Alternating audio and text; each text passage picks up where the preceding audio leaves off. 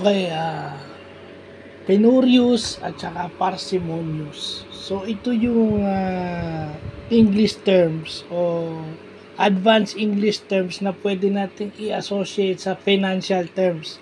Pwede rin itong financial terms at pwede rin itong economic terms, pwede rin itong business terms.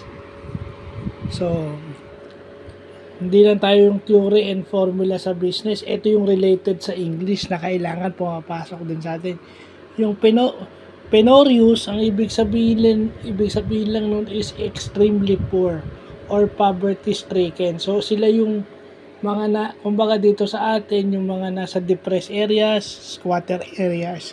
So yun yung penurious. No?